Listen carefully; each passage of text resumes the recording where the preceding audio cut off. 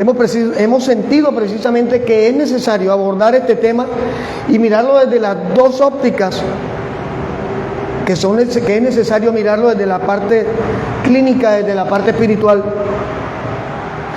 porque lo que más llama la atención es que la ola de suicidios son jóvenes, son adolescentes. Los últimos 6 suicidios que ha habido aquí en Barranquilla, 5 han sido en el mismo centro comercial. El hecho de que vayan a suicidarse allí ya es una señal de algo. Y yo no estoy diciendo que es que el centro comercial X tiene un faro que llama, no. Todo el suicida, hasta el último momento, está tratando de pedir ayuda. Lo que pasa es que muchas veces no saben expresar o no sabemos entender lo que están expresando las personas. Y estos suicidios tienen una raíz, tienen una razón de ser. Por un lado debemos mirar específicamente hacia la pandemia. Tenemos que retroceder en estos 2 años y mirar que lo que está sucediendo en el 2022 es la consecuencia de este proceso en que la humanidad fue metida a la fuerza, entre otras cosas. ¿Ya? Y no voy a detenerme en esos detalles, pero es evidente y sabemos que la depresión ya existía. Simplemente los procesos que se dieron dentro de la familia, dentro de los hogares, empujaron a que las restricciones y las situaciones hicieran que proliferara esta situación de los suicidios. La depresión se ha disparado.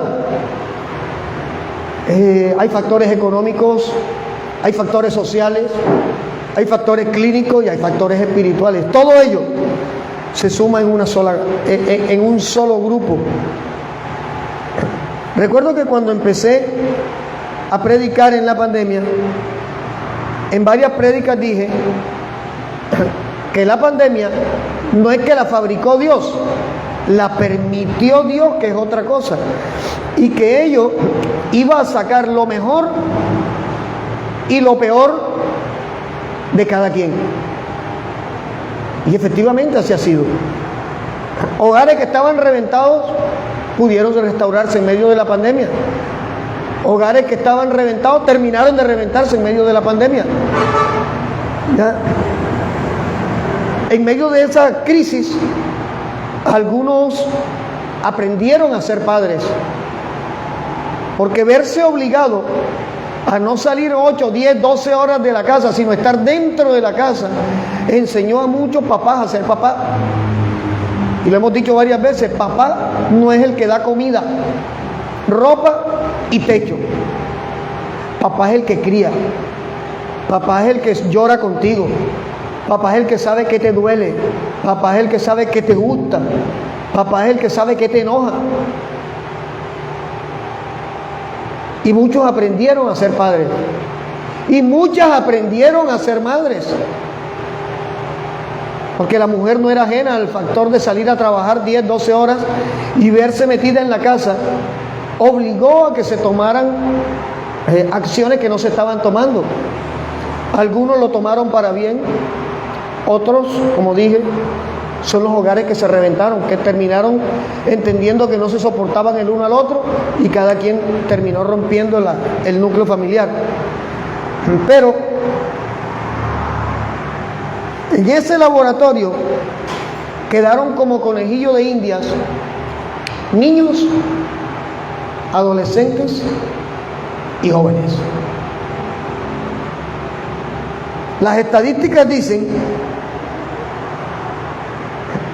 que la gente que está en depresión tiene 21 veces más, son más propensos a suicidarse que el común de la gente. Por eso esto de que se estén suicidando jóvenes y adolescentes es de cuidado. Y la iglesia no debe ser ajena a esto, porque desafortunadamente los sistemas religiosos han enseñado a pegar 3 gritos: te vas, en el nombre de Jesús, y ya se fue. Y eso es mentira, esto no funciona así. Porque la depresión tiene un contexto clínico que es real y tiene un contexto espiritual que es real.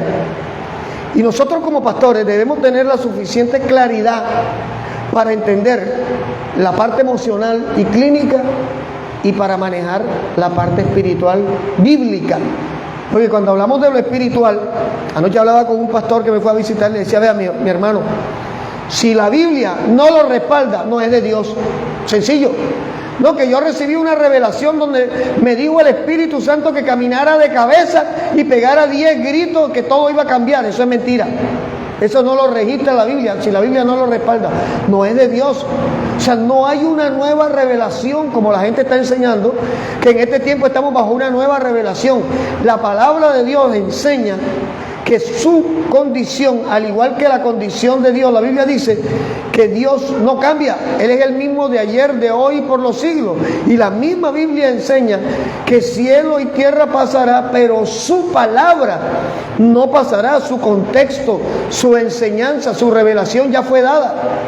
Simplemente que el nuevo creyente recibe al Espíritu Santo y con él empieza a entender y a discernir el contexto de lo que la palabra le está enseñando. Porque es por la palabra que nosotros aceptamos que somos pecadores. Mientras tanto no lo aceptábamos. Es por la palabra que aceptamos que si estábamos en droga y estábamos en borracheras, estábamos en pecado. Fue por la palabra que entendimos esto. Mientras tanto defendíamos nuestra condición y negábamos nuestra condición diciendo: yo estoy bien. Entonces, no hay una nueva revelación.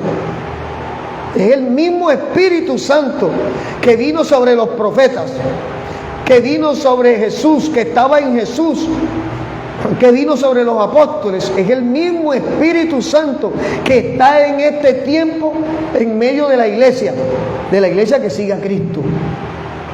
Porque esto hay que hacerle claridad. Entonces, toda pérdida de vida duele, pero la de... a mí me marcó, me impactó,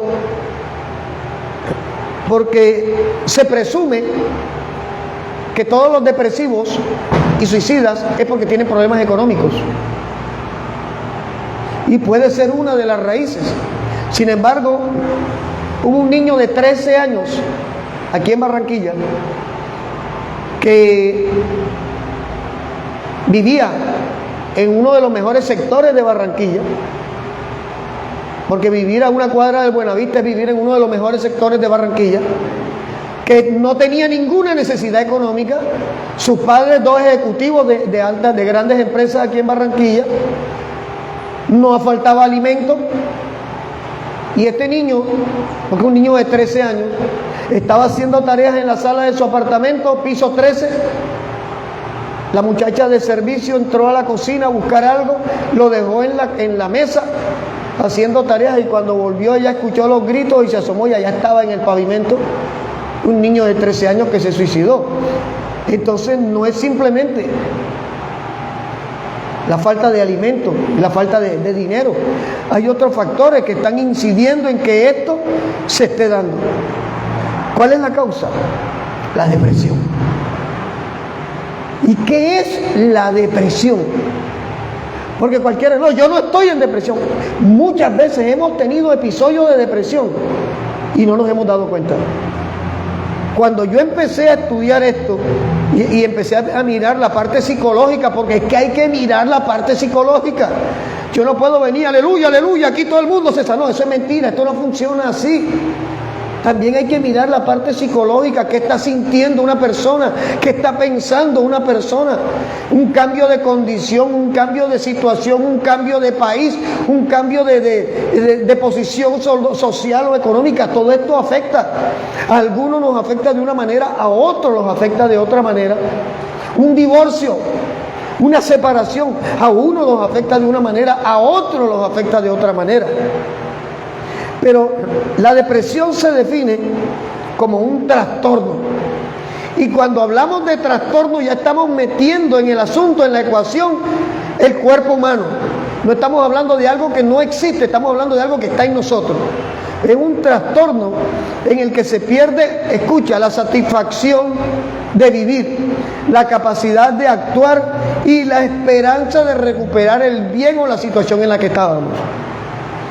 Se acompaña de manifestaciones somáticas que son en el cuerpo y psíquicas, pero hay que añadirle espirituales, porque estamos hablando de la iglesia de Cristo. Ahora, su proceso de gestación, cómo se fabrica la depresión, es dinámico, o sea, tiene muchas aristas, porque interviene la parte biológica, factores personales, factores sociales, ambientales y espirituales. En los escritos de psicología que busqué, por supuesto la parte espiritual no la van a mencionar. De hecho, no hablan de parte espiritual, hablan de parte religiosa, como un paliativo para la depresión.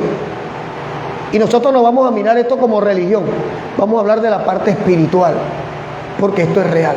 Mire, nuestra juventud, la juventud que se está levantando en este tiempo, tiene una serie de factores en contra que no tuvimos nosotros. En mi época no había Facebook, en mi época no había Instagram, en mi época no había Twitter, ni había WhatsApp. Para bloquear a una persona lo que hacíamos era desconectar el teléfono para que no volviera a marcar. Esa era la manera de bloquear a alguien en ese tiempo. O decirle a la mamá, no estoy cuando venga. Ese era el bloqueo en la época de nosotros. Y en la medida que la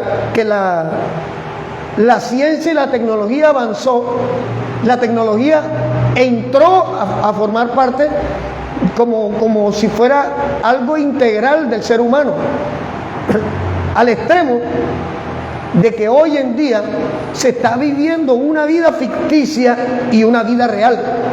La vida ficticia, la que pretendemos mostrar en las redes, y la vida real, que es el infierno o la bendición que cada uno está viviendo bajo el techo de su propia casa.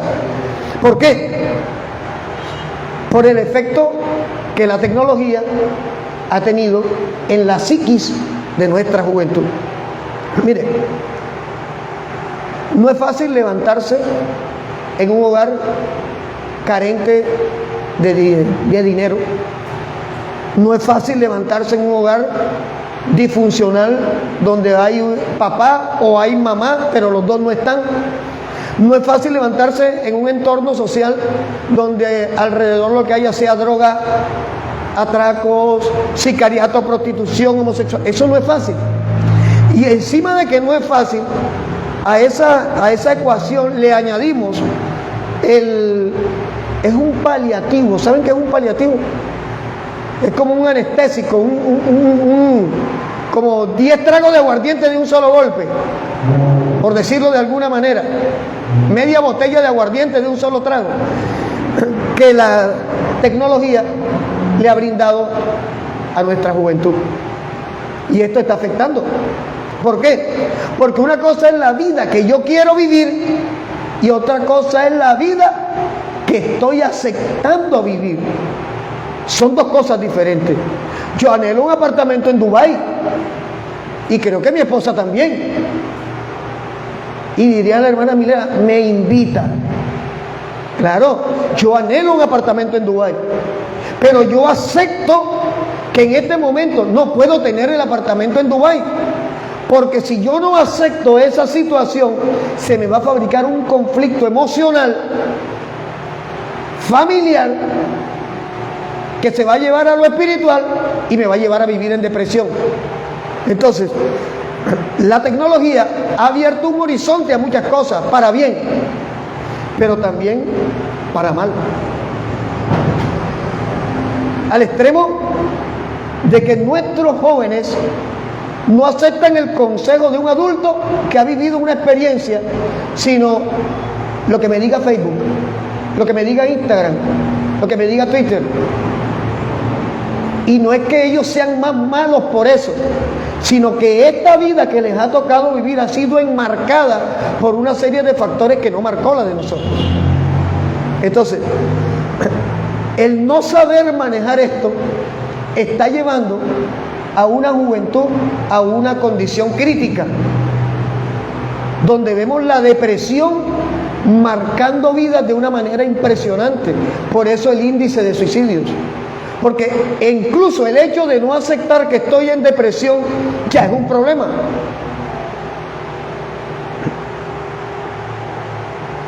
Cuando yo era drogadicto y me decían que era drogadicto, y decían, no señor, drogadicto es ese que está con el saco allá tirado en la esquina. No, eso era negación, porque supuestamente yo no era, porque yo lo hacía los fines de semana, porque lo hacía con X o Y grupo social,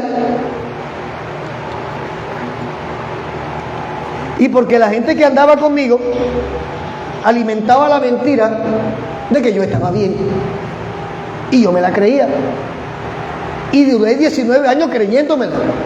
Pero cuando Cristo vino a mi vida, me enseñó que aceptar que tengo un problema es la puerta que se abre para resolver. Y este es el gran conflicto que nuestra sociedad está enfrentando en este momento. La negación a la verdad, a la realidad que se está viviendo. La depresión afecta a creyentes. Sí, Señor. ¿Acaso no somos de carne y hueso? ¿Acaso no tenemos problemas como tiene cualquiera? Hermano Mauri, si usted no paga la luz, ¿qué pasa? La cortan. Ah, pero si usted es cristiano, ¿por qué la va a pagar? Porque si quiere disfrutar de eso, tiene que pagarlo. Así de sencillo. O sea que una cosa que afecta al creyente, también afecta al no creyente, y viceversa. Entonces, la depresión afecta a creyentes y a no creyentes, aunque hay factores que afectan más al creyente. Uno de esos es el alejarse, apartarse de Dios. Es por eso que nosotros vemos hoy en día hermanos y hermanas, entre comillas, que le dieron la espalda a Cristo, y su condición en este momento es deplorable. ¿Por qué? Porque estaban viviendo una patología, tenían problemas que no habían resueltos, y al negar que tenían ese problema, fabricaron otro problema. Mire, más de uno se ha ido de la iglesia porque cuando supimos que estaban en noviazgo, mi esposo y yo le decíamos, venga, ¿cómo va la relación de ustedes? ¿Qué tal? ¿Cómo está el asunto? No porque el pastor o la esposa del pastor le den permiso a nadie, no, eso no lo hacemos nosotros, eso no es de Dios, sino porque si yo soy tu pastor, el anhelo mío es que tú no pases por los errores que yo pasé, que tú no pises en las huellas de barro que yo pisé. Para eso es que se viven las experiencias, para eso es que la palabra testimonio pesa dentro de la iglesia. ¿Ya? Y entonces, alejarse voluntariamente de Dios va a crear un problema, no solo el emocional, ahora fabricas un problema espiritual, porque darle la espalda a Cristo fabrica un problema espiritual. ¿Qué dice la Biblia? Que el espíritu inmundo sale de la persona que estaba cautivo, pero el demonio no desaparece, el demonio va a alguna parte. El demonio no desaparece. Cuando alguien reprende a un demonio, el demonio no desaparece en el aire como si fuera una pompa de jabón. Ese demonio sigue existiendo como demonio. Lo que pasa es que ya no está en la persona que estaba. Pero dice la Biblia, y lo dijo Jesús, que ese demonio vaga en lugares desérticos y vuelve. Y si encuentra la casa sola, vacía, o sea, que la persona ya no tiene a Cristo, dice que busca 7 demonios más, y el estado postrero de esa persona viene a ser peor que el primero. Es donde vemos que, ay, pero la hermanita, ay, pero yo la veía también en la iglesia, y ahora cómo es que se acuesta con mujeres, consume droga, si ella nunca hizo eso. Abrió un espacio voluntario tenía problemas sin resolver y fabricó un problema adicional, lo que demuestra que el problema espiritual viene a pesar aún más que el problema psicosocial. Es cierto que para el creyente la fe se convierte en el efecto más benéfico y poderoso, ya que la experiencia bíblica, que es lo que estoy hablando, el testimonio, ahora vamos a leer, porque la gente dirá, eso es que es una charla psicológica. No, tranquilo. El rey David vivió depresión. Sí, claro. Tremendo. Estuvo depresivo.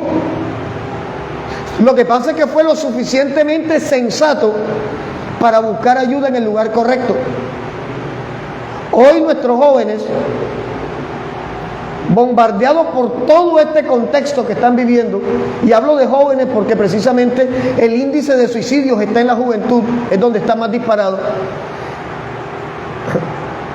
Y vuelvo y retomo el énfasis que tiene ser papá o ser mamá, para que tu hijo pueda acercarte y decirte: estoy viviendo esto, estoy sintiendo esto, estoy experimentando esto.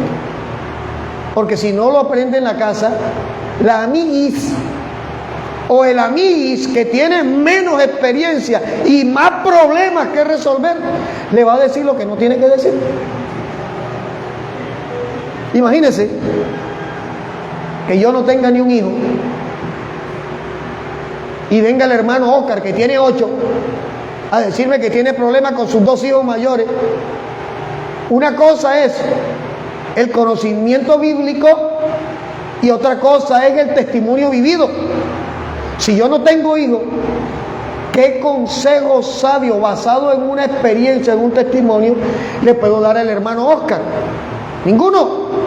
Yo voy a expresar una teoría, y resulta que en Cristo las vivencias, los testimonios de lo que Él ha hecho en nosotros están respaldados por el Espíritu Santo para tener un efecto en la persona que escucha. Cuando nosotros hablamos, y lo hemos dicho muchas veces, yo nunca, desde que estoy en Cristo, no me puedo enorgullecer de haber sido lo que fui. No me avergüenzo de haber sido lo que fui. Si yo sintiera vergüenza de haber sido lo que fui, entonces Cristo no ha hecho nada en mi vida. Pero no estoy orgulloso de haber sido lo que fui. Pero lo que viví, y anoche compartíamos con el pastor que me visitaba, se convierte en la base para ayudar a mucha gente. ¿Por qué? Porque cuando un drogadicto venga y toque la puerta a decirme necesito ayuda, yo sé lo que está viviendo. Entonces dice el apóstol Pablo que al conocimiento se le añade virtud. ¿Qué es lo que está diciendo Pablo? Que a tu experiencia vivida se le añade la gracia del Espíritu Santo, y eso se convierte en una enseñanza que esa persona que tiene una necesidad recibe, acepta y le trae liberación en su vida. Entonces, la experiencia bíblica es el testimonio. David tuvo depresión. ¿Cómo se debió sentir José, el que tenía la túnica más bonita, por cierto? ¿Cierto? Dice que el papá le mandó a hacer una túnica de colores, la mejor, que lo cogieron sus hermanos y lo tiraron en una cisterna seca. Después se lo venden a los madianitas. Los madianitas se lo venden a otros mercaderes, los mercaderes se lo venden a Potifar. Potifar lo pone preso injustamente porque supuestamente se quiso acostar con la esposa. ¿Cómo se debió sentir José? Germán, ¿tienes COVID? No hay problema, entonces quítese eso para escucharlo firme. ¿Cómo se debió sentir José? O sea, si tú fueras José viviendo eso, ¿cómo te sentirías? Yo por lo menos diría: ¿y por qué a mí? Porque si tengo tantos hermanos, ¿por qué me tocó a mí esto? ¿Es cierto? José vivió depresión. Y vamos un poquito más atrás. Esaú, dice Hebreos, que cuando vio lo que había perdido a cambio del plato de lentejas, dice que procuró la primogenitura con lágrimas, mas no la alcanzó. ¿Cómo se debió sentir José?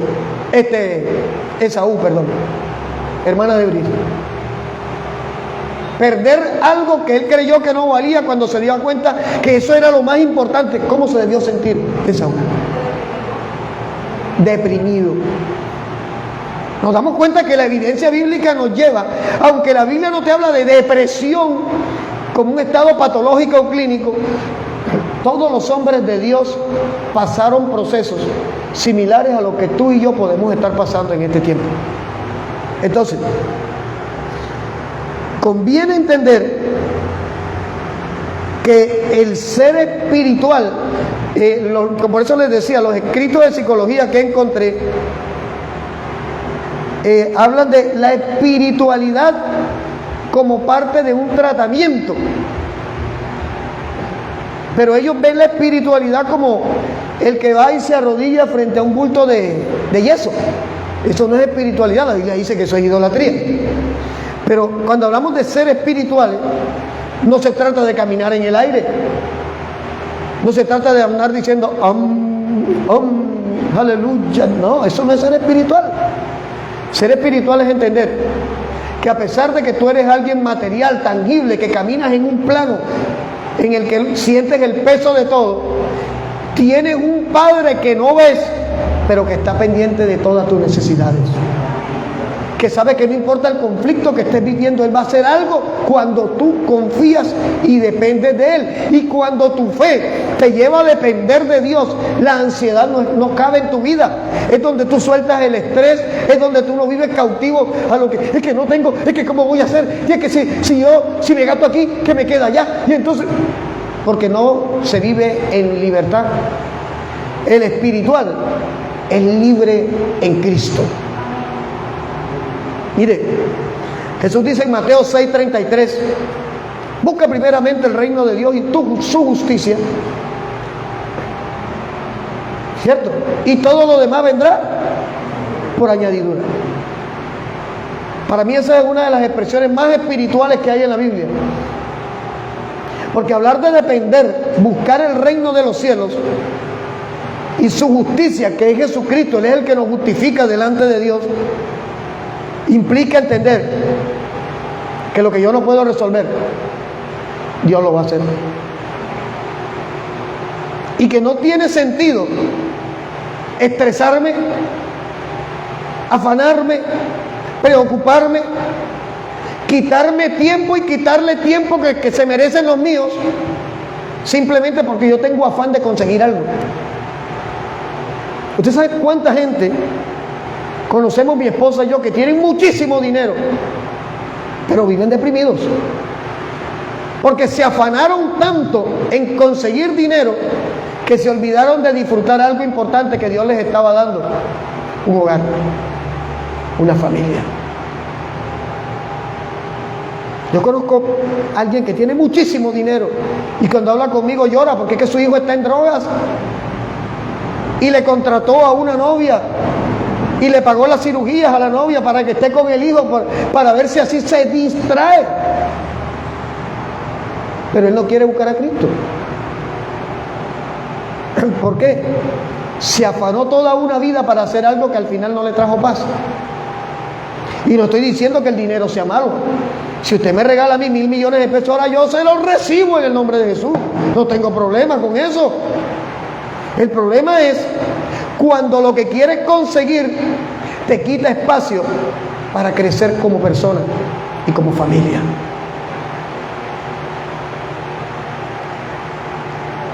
A mí me tocó duro aprender a depender de Dios. Criar 5 hijos y no tener un empleo, un contrato con la multinacional Fifiris Knife. Cualquiera dice, ¡qué locura! No, no es locura, es fe. Y hemos tenido momentos difíciles. Los millonarios más millonarios tienen momentos difíciles. Y no me escudo en eso, pero es la realidad. Porque algo hemos entendido, y es que vale más lo que construimos como familia que lo que construimos económicamente. Porque el día que yo me muera, el dinero no me lo van a echar en el ataúd. Y si me lo echan, alguien lo abre para llevárselo. porque a donde vaya el dinero no me va a servir. Pero los lazos, lo que yo fabrico aquí con mi esposa, con mis hijos, cuando yo me muera va a seguir vivo. Por eso es que ser papá no es traer ropa, comida y dinero. Ser papá es establecer lazos. Ser mamá es establecer lazos. Ser mamá es trasnocharte con tu hijo cuando está enfermo. Ser mamá es llorar con tu hija cuando se siente mal.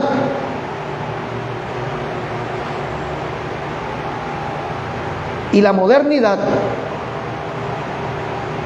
entre comillas, ha sacado de la ecuación de la familia todos estos procesos que nos formaban como familia. Y esto está produciendo el efecto que estamos viendo en la juventud, sea cristiano o no sea cristiano. Y la depresión, como todo trastorno, tiene síntomas. Y aquí fue cuando yo me puse a pensar, síntomas de la depresión: tristeza constante. Una cosa es la cara amargada de Carlos Torres. Algunos dicen que no me río. Lo que pasa es que yo no me río de todo, pero yo me río. Tristeza constante. Número 2, sentimientos persistentes de vacío, o sea, nada le llena. Pérdida de interés en actividades que antes le producían placer, incluyendo la actividad sexual. O sea que un hombre o una mujer está bajo depresión cuando, estando en edad de tener relaciones íntimas, deja de tener apetito sexual. El hombre o la mujer están teniendo síntomas depresivos. Fatiga constante, pérdida de energía, pérdida o aumento exagerado del apetito. Hombres o mujeres que se refugian en la comida o que se alejan de la comida. Lo uno trae anorexia, lo otro trae sobrepeso. Síntomas de una persona depresiva.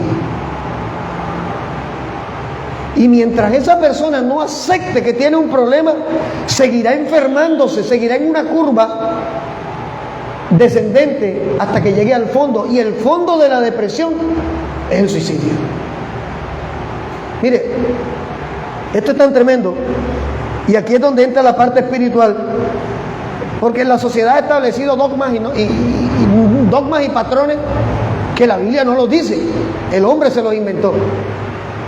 Un día estábamos hablando, Germán, Andrea, Carlos Consuega, cuando estaba Roger, Gisela, estábamos un grupo hablando.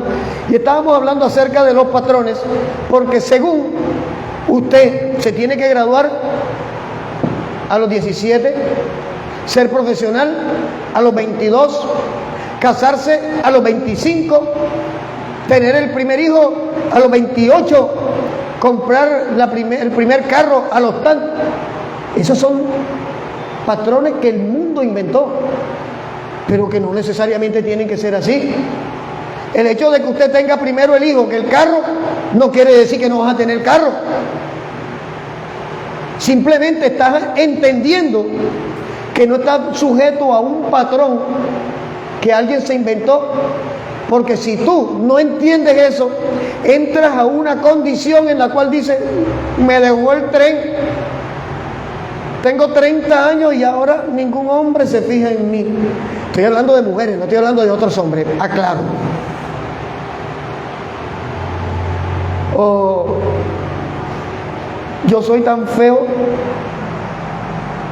que ninguna mujer me mira. Pensamientos depresivos. Ya me voy a hacer la idea de que mi apellido muere conmigo. Yo lo he escuchado. Pensamientos depresivos. Eso es depresión. Esa es una expresión clara de alguien que está en depresión. Ahora, la depresión produce efectos físicos. Por eso decíamos que es clínica, que es tangible. produce efectos físicos como enfermedades cardiovasculares. La depresión produce ACV. ¿Sabe qué son los ACV? Trombosis, isquemias, accidentes cardiovasculares, dolores crónicos. El de la columna era de la columna, no era de depresión. Alzheimer, osteoporosis.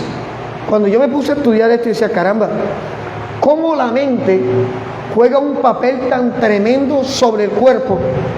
De tal manera que termina afectando hasta mi sistema óseo, mi sistema nervioso. Al diagnosticar la depresión se debe tener claro en qué tipo de depresión estás experimentando. Y aquí vamos a ver los tipos de depresión. Y ahí me gustaría que los que no estén anotando tuvieran la oportunidad después con calma de ver el video, porque lo vamos a editar y a subirlo a YouTube. Porque de repente algunos de nosotros, me incluyo, hemos estado en un estadio de depresión y no nos habíamos dado cuenta.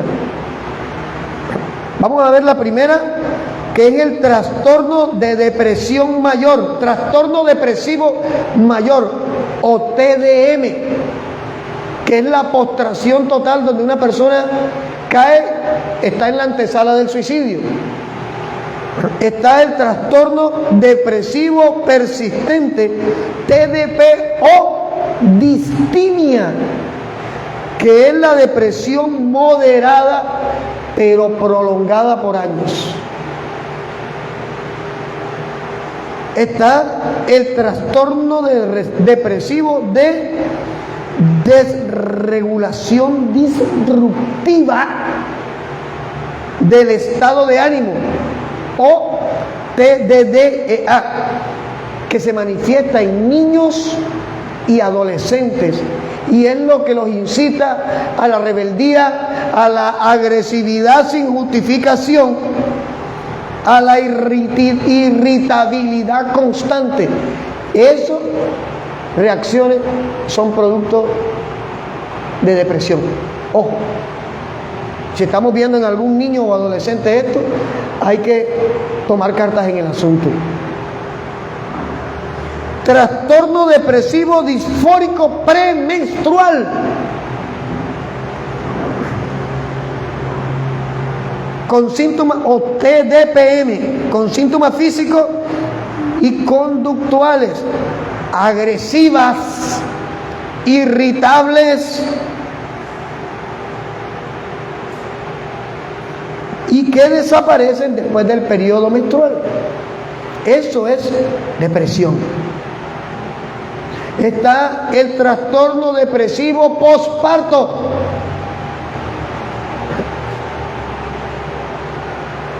No es todas las mujeres, pero hay mujeres que son propensas después de tener el bebé de entrar en un proceso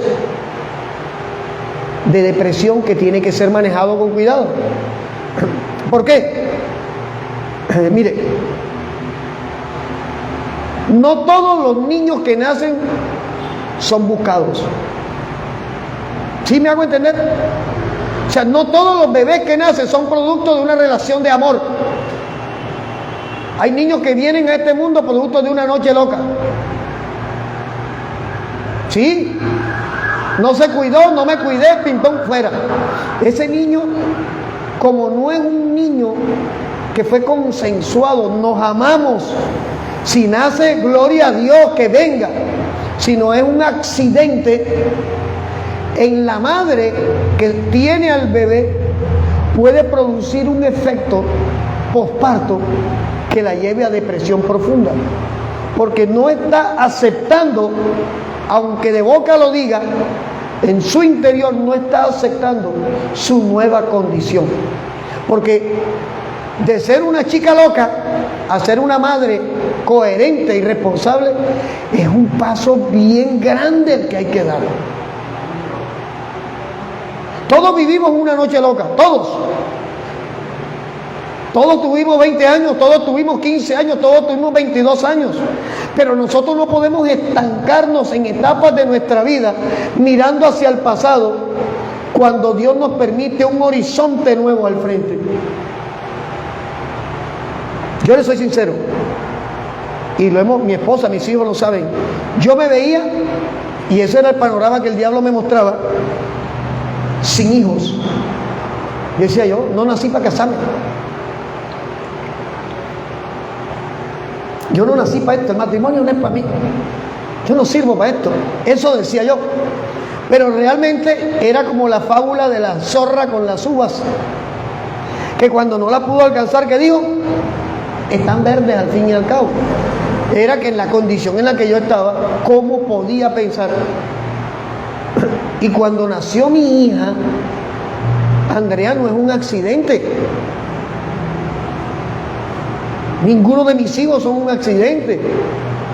Pero cuando nació Andrea, que es la mayor, en medio de la vida equivocada en la que yo estaba, mi hija marcó, fue un golpe tremendo en mi parte sentimental. La gente piensa que lo que no andamos diciendo en las redes, te amo Sammy, Tami, te amo Sammy, y lo publico 1000 veces en WhatsApp, y es que yo no amo a mi hijo. Es que yo a mi hijo no necesito mostrarle que lo amo satisfaciendo la curiosidad de otros, sino la de él. Yo a mi esposa no necesito poner 1000 fotos. De hecho, ustedes ven mis fotos en las redes, y los hermanos que están conectados aquí lo saben. Yo no necesito poner la foto y decir debajo de la foto, amor de mi corazón, las estrellas del cielo descendieron con cada beso que tú me das, mi reina hermosa. Yo no necesito poner eso en las redes. ¿Para qué? La que necesita saberlo es ella. Eso es chicaneada. Eso es para mostrarle a los que no tienen, mira cómo estoy de bien montado yo. Eso no es así. La que necesita saber que la amo es ella, no es más nadie. Mis hijos necesitan saber que los amo, ellos, no los demás. Todo núcleo familiar debe tener un círculo cerrado, a donde no se le permita entrar ni a personas ni a cosas que afecten la unidad de ese núcleo familiar. Y yo le digo algo, la envidia en lo espiritual es lo mismo que una brujería. Y cuando uno anda de bobo, mira el carro nuevo que compré, tú no sabes cuánta gente frustrada está mirando lo que tú conseguiste y van a decir, y el otro degenerado, desgraciado, quién sabe cómo se lo robaría, quién sabe qué haría, quién sabe qué mal. Oye, en lo espiritual, eso es un bombardeo que estás recibiendo. Y si tú no estás en Cristo, todo ese golpe espiritual lo vas a recibir, ¿oíste? Perdóneme, pero es que estamos tocando puntos que afectan. Ay, me comí un sushi. Yo me lo comí, no me gustó. Y no saqué la foto y que me comí el sushi de Kiya Sushi. ¿Para qué? Si el que tenía que comerlo y digerirlo era yo. Porque aunque le tomé la foto, va a llegar al mismo lugar que llegó el Boca Chico de la semana pasada.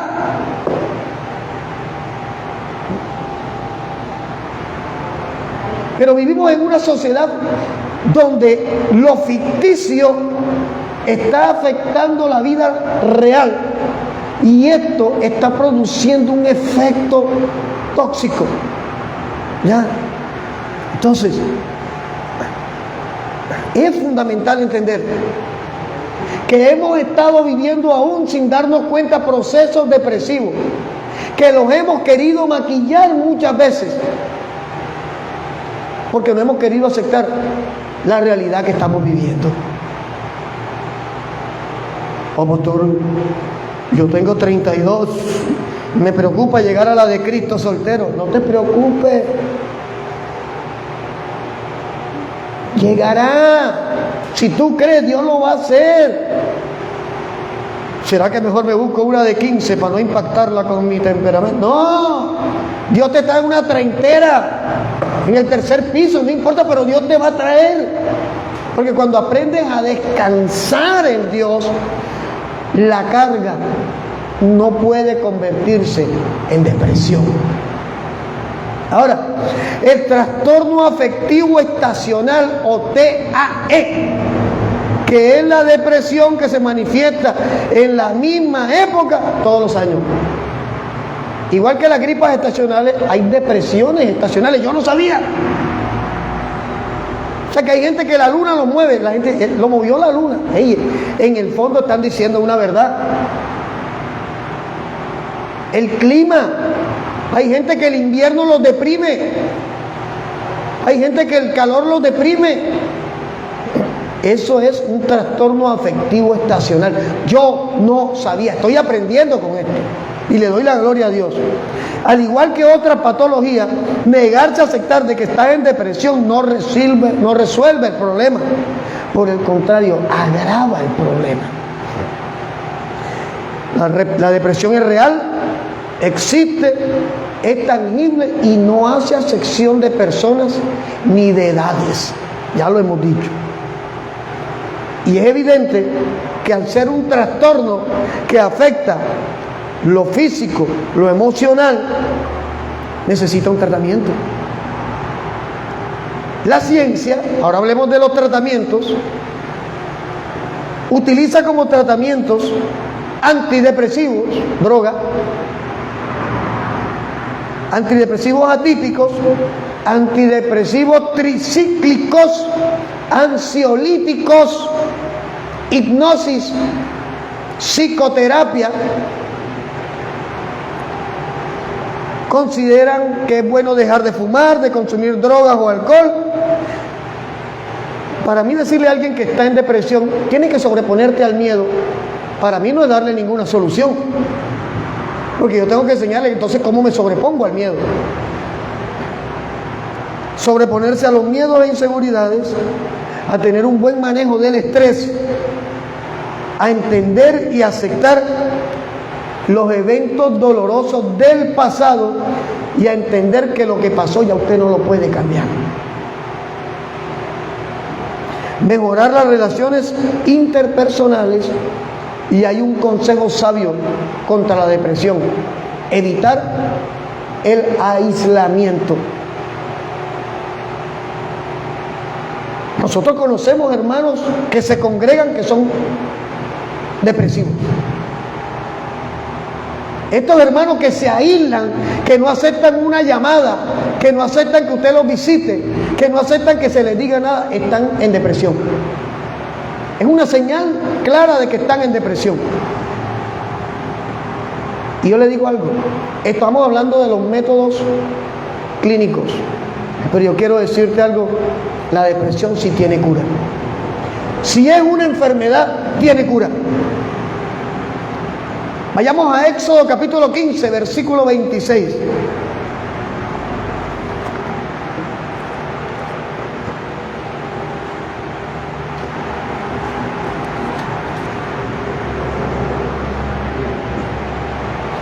Éxodo 15, 26.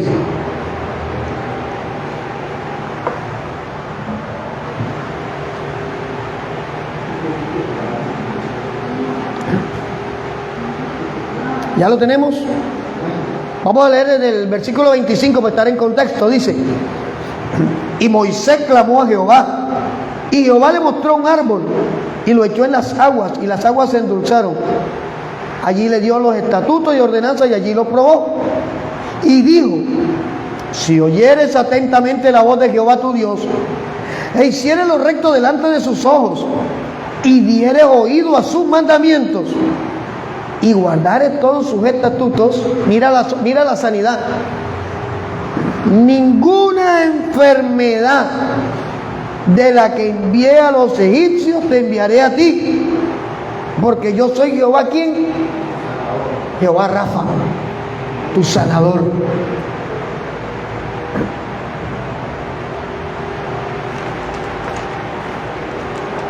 Esto de que Dios es la solución para nosotros es lo más real que puede existir. Vamos al Salmo 40, versículo 2.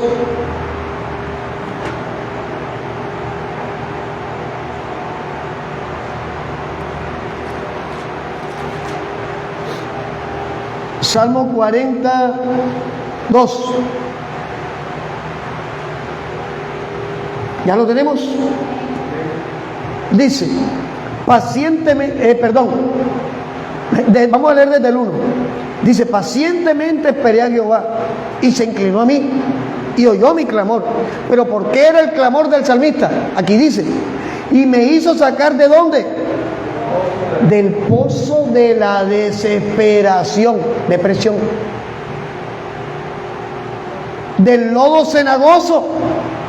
Y dice, puso mis pies sobre peña y enderezó mis pasos. El salmista está reconociendo que tenía una situación que solo Dios podía cambiar, transformar. Porque es que la depresión es más que una tristeza pasajera. Usted puede sentirse triste, eso no es depresión. Ay, pastor, me acaban de consignar 10 millones de pesos, estoy alegre. Y a la media hora, ay, pastor, eran equivocados, me los acaban de retirar, no eran míos. Está triste. Eso no es depresión, eso es tristeza. Lo que pasa es que, como leímos, la tristeza prolongada sí es señal de depresión. Pero usted tiene derecho a tener momentos de tristeza. Lourdes, ¿tú estás feliz de haber tenido que salir de Venezuela? En parte. Pero no hay cosas que dejaste allá que quisieras tener. Personas que quedaron allá que quisieras tener. No. Entonces, por las personas, en parte, es que estás feliz. Gloria a Dios. Pero fíjate que el hecho de experimentar tristeza por cosas que no tengo no es pecado. Yo recuerdo cuando murió mi cuñado, el esposo de mi hermana, hicieron algo que a mí no me parece correcto porque yo no lo haría. No, la Biblia no me dice que lo haga. Y es que hicieron un servicio para el muerto. Yo hago un servicio para el vivo.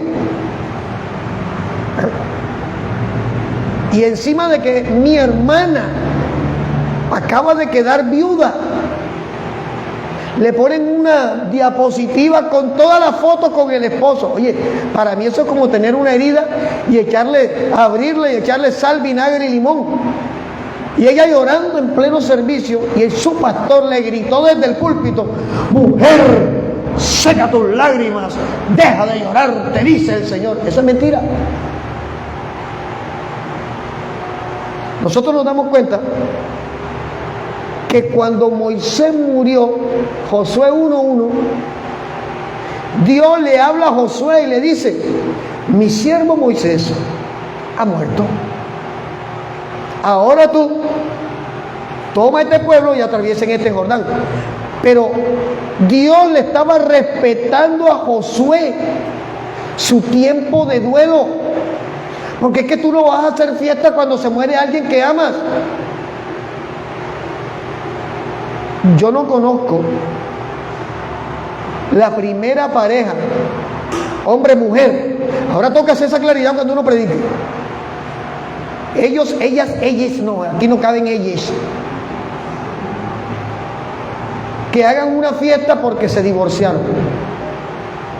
Ninguna separación puede traer alegría. No, pastor, es que me quité ese sinvergüenza de encima. Nunca fue, siempre no fue ese sinvergüenza, algo pasó. Y a pesar de que alguien diga que me quité ese peso de encima, mentira. Eso es mentira. Y no se lo digo porque me lo contaron. Cuando estaba sin Cristo y me separé de mi esposa, a las 5 de la mañana, borracho, lleno de sentimientos encontrados, pregúntenle, yo iba a tocarle la puerta de la casa. Debri, me deja entrar. Y yo estaba supuestamente festejando la soltería. Y eso es mentira. Ninguna separación deja de producir duelo. Y el manejo bueno o malo que se le dé a ese duelo puede traer una restauración de esa persona o puede llevarlo a una depresión profunda. Y si hay hijos, hablemos del tema, porque siempre los niños quedan en la mitad de las separaciones. Y perdónenme, esto ninguno de ustedes sabía lo que yo iba a enseñar. A veces somos tan irresponsables y tan sinvergüenza que creemos que ella, si se busca 2 maridos más, con eso borra el efecto de la separación. Y es mentira. Se hace más daño. Y le hace más daño a sus hijos, que están viendo que papá se fue, pero llegó Panchito, Robertico, Albertico, Samuelito, Jorgito, Oscarito. Eso le hace más daño a esos hijos. Y lo mismo con el hombre. Me separé. Ahora busco a Romelia, Odulia, Estefana, Roba. No vas a hacer nada. Eso es lo mismo que el drogadicto, que al día siguiente de haberse gastado todo el dinero, le produce lo que yo llamo el guayabo moral. Eso es depresión. El drogadicto, después de consumir y gastarse hasta el último dinero, el último centavo, el efecto que tiene al día siguiente se llama depresión. Y lo viví. Yo oía la voz que me decía: no sirve para nada, tíratele al bus. Yo escuché eso, yo lo viví estando sin Cristo. Por eso cuando preparaba este mensaje me acordé de tantas cosas que experimenté sin Cristo y algunas con Cristo, que me hicieron entender que era necesario traer esto. Y que yo esperaba que la iglesia se interesara más en el tema, porque está afectando hogares en cantidad. Porque hay que preocuparse por hijos. Los hijos que están siendo afectados por depresión en este momento, hay que preocuparse por ellos.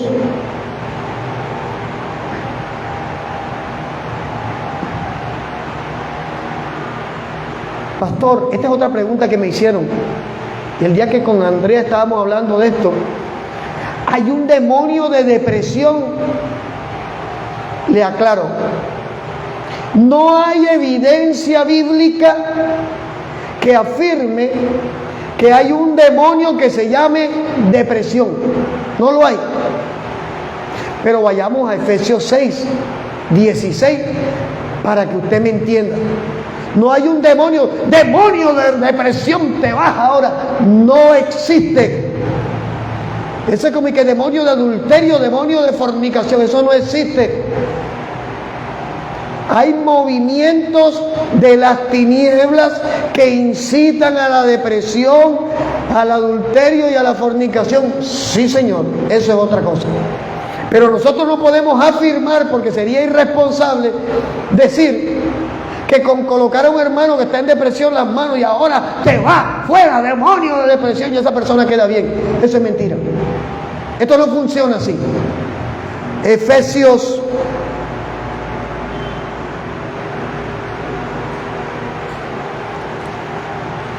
6, versículo 16.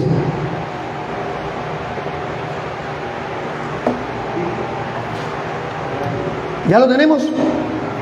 El apóstol Pablo está hablando acerca de la armadura de la fe, pero en el versículo 16 de Efesios 6, Pablo hace un énfasis y dice, sobre todo. O sea, ya él explicó toda la armadura, pero ahora dice, pero sobre todo, el escudo de la fe, con que puedas apagar, y mira lo que dice, todos los dardos de fuego del maligno. Yo recuerdo,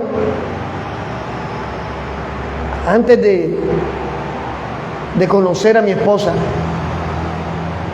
yo tenía 4 días desaparecido. en locuras con un grupo de gente. Y al cuarto día ya el organismo no me daba. 4 días sin comer, consumiendo alcohol y droga nada más. Y recuerdo que yo salí, como decíamos, con el piloto automático. Yo dejé con lo que estaba y salí a caminar para irme para mi casa. Y cuando llegué a una esquina que separaba el barrio de donde yo vivía a donde yo estaba, por allí bajaba una ruta de Transurbar, que eran los buses de María Modelo. Y venía un bus de María Modelo y yo empecé a verlo como en cámara lenta. No sé si usted me entiende. Y escuché una voz que me dijo: eres una basura, tírate en ese bus. Y créame que yo escuché esa voz tan clara como estar hablando aquí, y yo hice la intención de avanzar, sino que simplemente en ese momento no entendí qué pasó, que yo sentí que alguien me jaló la camisa y me echó para atrás. Hoy en día entiendo que en medio de la vida equivocada habían planes y propósitos de parte de los cielos para mi vida. Yo lo entiendo hoy. Y eso no quiere decir que sea exclusivo para mí, para ustedes también. Dios tiene propósitos, Dios tiene planes. Pero todas esas experiencias difíciles que hemos vivido, cuando tú las llevas al contexto de lo espiritual y las utilizas como testimonio de que nuestro Dios es real, pueden transformar la vida de alguien que está necesitando escuchar esto. Como les dije, no me enorgullezco de lo que fui, pero tampoco me avergüenzo de lo que fui. No me enorgullezco de lo que soy. Le doy gloria a Dios porque me está transformando, porque está tratando con mi vida, porque no ha terminado. La Biblia dice que el que empezó la buena obra la perfeccionará hasta la venida de Cristo. Y estamos en un proceso. Estamos enfrentando situaciones, estamos enfrentando momentos que nos dicen que necesitamos seguir pegados a Cristo. Indistintamente de si la depresión sea espiritual o física, cuando el apóstol Pablo habla en Efesios 6:16, quiero aclararte, él habla de los dardos. El apóstol Pablo estaba preso cuando escribe la epístola a los Efesios. La descripción que él hace de la armadura de la fe es la descripción de los soldados que lo tenían preso. Y él habla del yelmo, habla de la espada, de la coraza, del pectoral, del cinturón, de las grebas, y habla de los dardos. Resulta que los soldados romanos, cuando tenían cerca a los enemigos, usaban dardos de metal para tirárselos a la cabeza, para perforar. Los que no tuvieran casco, yelmo, les perforaba el cráneo y los mataba. Dardos hechos con metal, con hierro. Acordémonos que los romanos fueron los que trabajaron más el hierro en ese momento. Hicieron dardos de hierro, eran puntas, como flechas pequeñas que tiraban a la cabeza de los enemigos. Por eso él dice que hay que usar el yelmo de la salvación y hacer uso del escudo, el escudo de la fe, para que los dardos peguen en el escudo y no en la cabeza. Trayendo una aplicación práctica de esta expresión de Pablo, los dardos son esos pensamientos que te llegan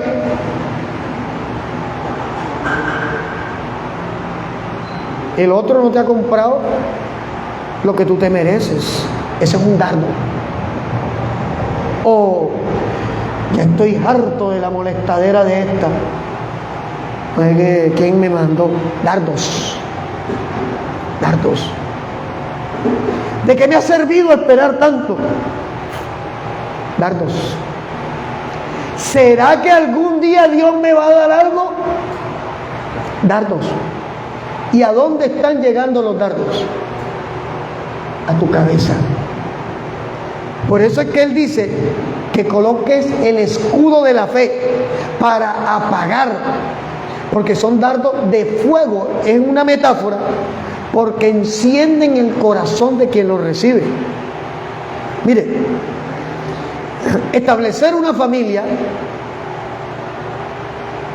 implica, hay una misiva que se dice en los matrimonios, cuando hemos estado oficiando matrimonios, dice que estaremos juntos en la riqueza y en qué más, en la salud y en la qué, cierto, y eso se repite, repita conmigo, repite, pero cuando la situación cambia, es donde eso que se repitió sale a flote para ver si era verdad.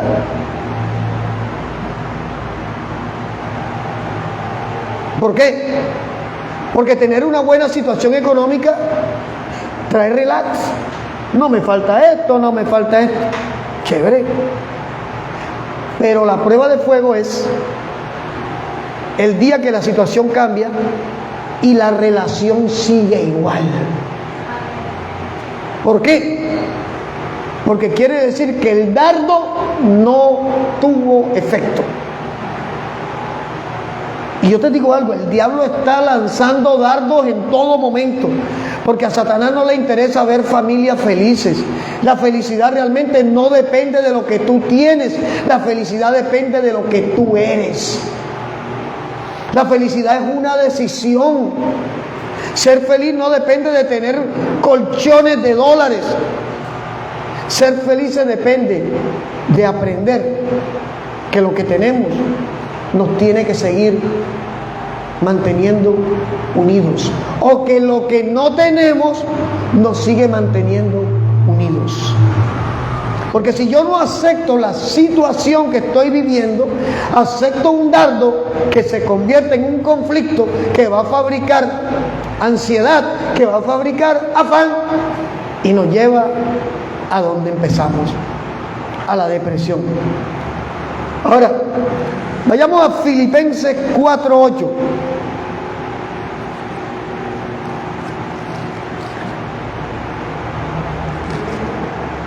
Filipenses capítulo 4, versículo 8.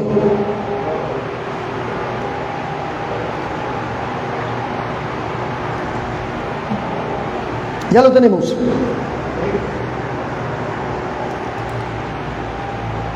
Por lo demás, hermanos, mira lo que dice. Todo lo que es verdadero, todo lo honesto, todo lo justo, todo lo puro, todo lo amable, todo lo que es de buen nombre, si hay virtud alguna, si algo digno de alabanza, en esto piensen. ¿Qué está diciendo el apóstol Pablo? Cuida los pensamientos que llegan a tu cabeza. Hay gente cercana a nosotros que en sus buenas intenciones son usados por el diablo. Sí, así es. Hay gente bien intencionada, pero el bien intencionado no es espiritual. El reino de los cielos no va a estar lleno de gente con buenas intenciones, sino de gente santa. Ay, amiga, ese man no te da la talla. Búscate otro. Yo que te aprecio tanto, yo que te he visto tan abnegada y sufriendo, no se justifica, búscate otro.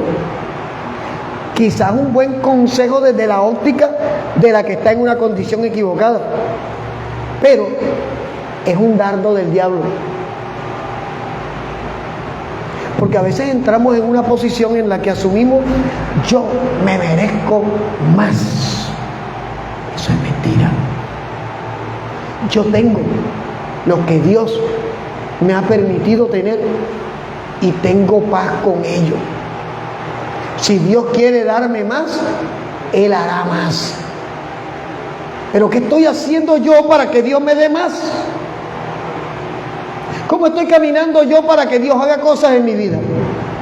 Si acabamos de leer en Éxodo 15, 26, que hay 5 cosas que Dios está demandando de nosotros para que Él sea nuestro Dios sanador. Y cuando hablo de Dios sanador, no es que solamente sana cánceres, o sana diabetes, o sana depresiones. Dios sana situaciones, Dios sana condiciones. Mira lo que dijo Moisés.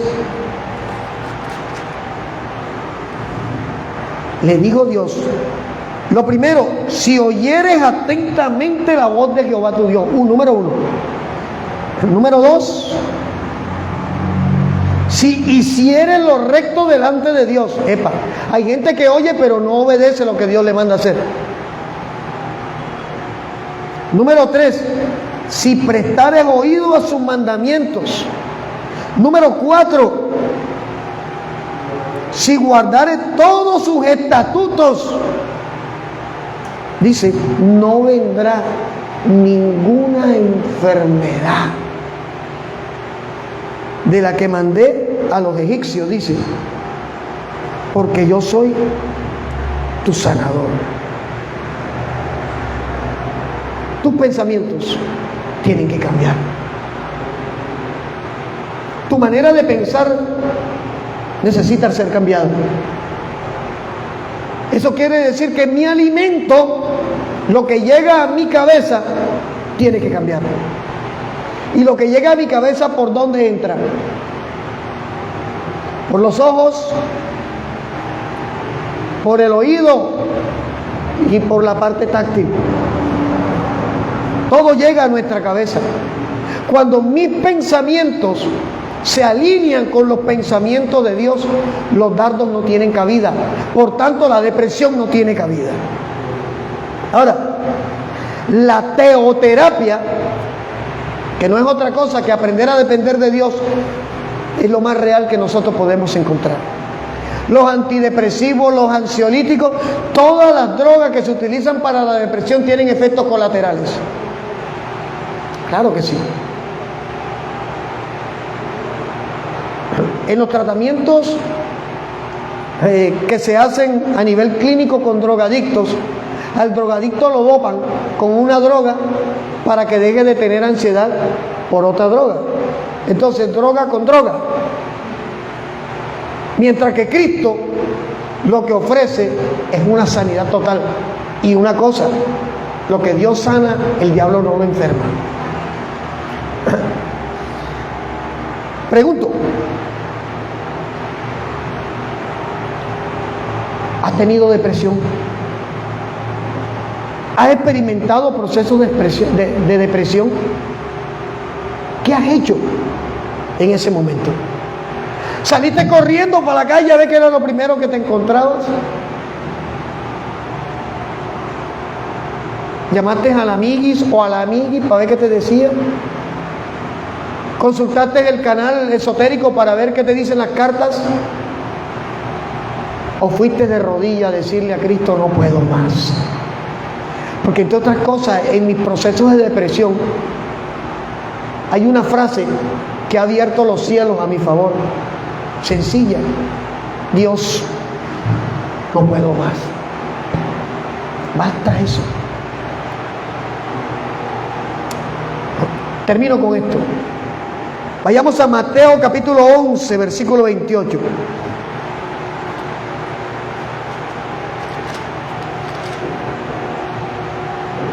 Mateo 11, 28.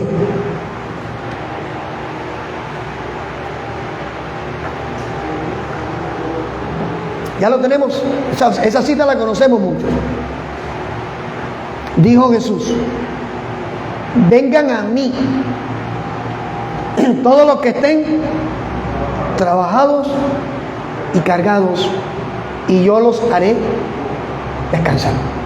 Y les digo más: lleven mi yugo sobre ustedes y aprendan de mí, que soy manso y humilde de corazón, y hallarán descanso para vuestras almas.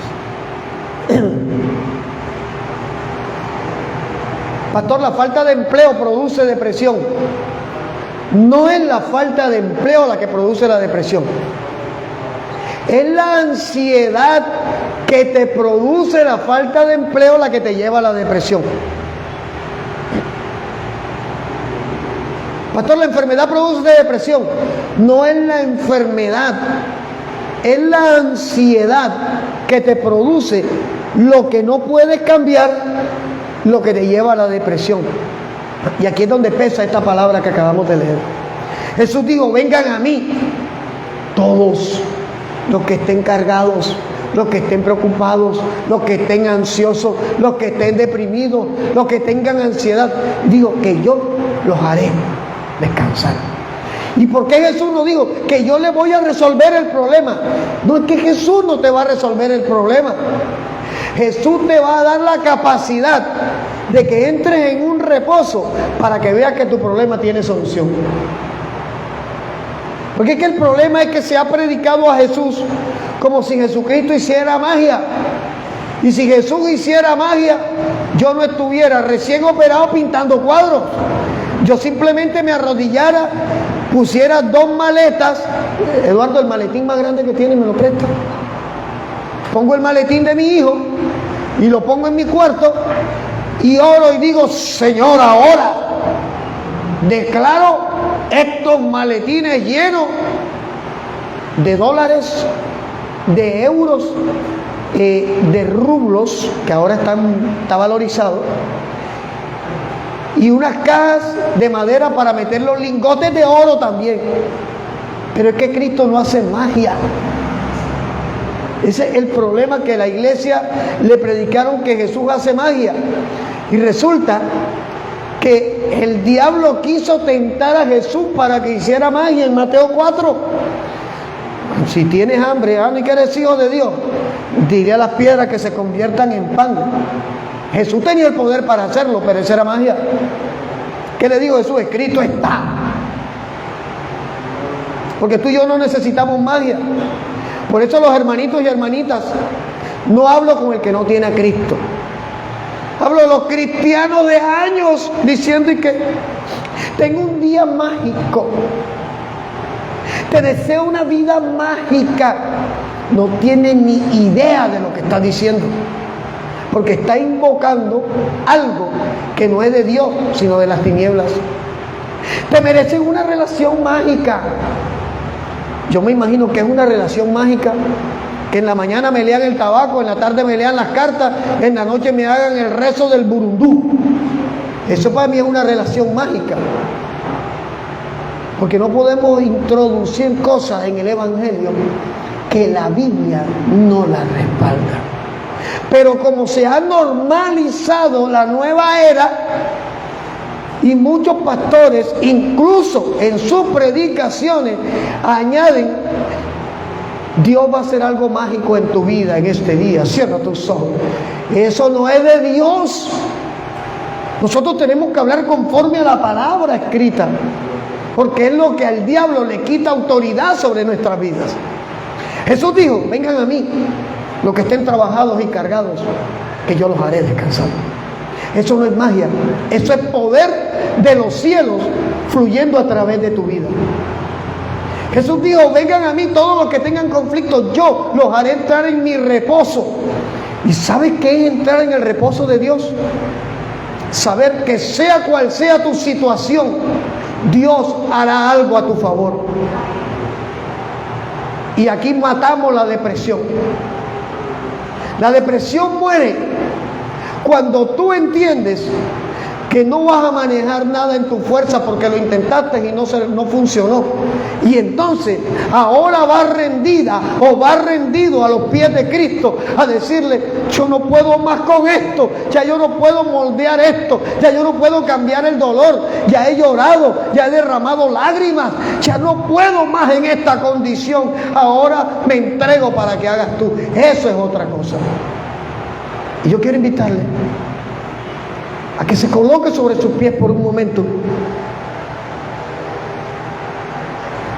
a que meditemos un momento acerca de esto que hemos compartido hoy, a que aceptemos que si hemos estado en momentos de depresión, de ansiedad, de afán, de pánico, los ataques de pánico son depresión. Los ataques de pánico son ansiedad extrema. Eso es depresión. Y quiero invitarle a que cierre sus ojos por un momento y que como iglesia de Cristo, que como personas que Dios nos ha podido hablar en esta mañana, podamos venir delante de Él a decirle: aquí estoy. Aquí estoy, Señor Jesús.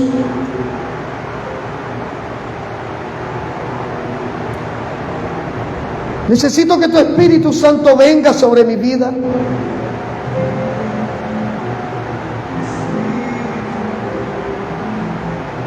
He estado depresivo. He estado depresiva. He experimentado la ansiedad, el afán, la frustración, el enojo, la impotencia porque las cosas no han salido como yo deseaba que salieran. Y acudo en este momento, súbele, amor. Acudo ante ti, Señor Jesús, para depositar en tu presencia mi ansiedad y mi preocupación. Es cierto, necesito un empleo. Es cierto, necesito cancelar deudas. Es cierto, necesito que mi condición emocional, sentimental mejore, cambie. Es cierto que he experimentado soledad. Es cierto que he experimentado el ser humillado, a ser humillado. Es cierto que he tenido ira, deseos de venganza, enojo. Pero hoy quiero pedirle a tu Espíritu Santo que limpie mi corazón, que limpie mis pensamientos y que me permita sanar las heridas que quizás vengo arrastrando en mi vida durante años y años y años, y que no me había dado cuenta que estaban afectándome. Hoy nos ponemos de acuerdo en el nombre de Jesús para orar por nuestros jóvenes, por nuestros niños, por los adolescentes que hoy están experimentando depresión, opresión, por estos niños que están viviendo las consecuencias de las decisiones equivocadas de papá o de mamá. Señor Jesús, que tú los puedas sanar, que tú los puedas rescatar a tiempo.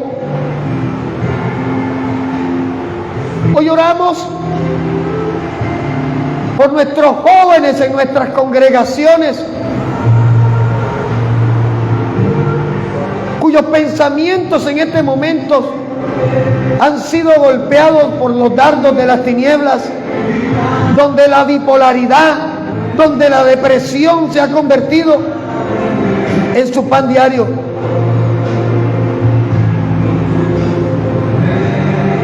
En el nombre de Jesús,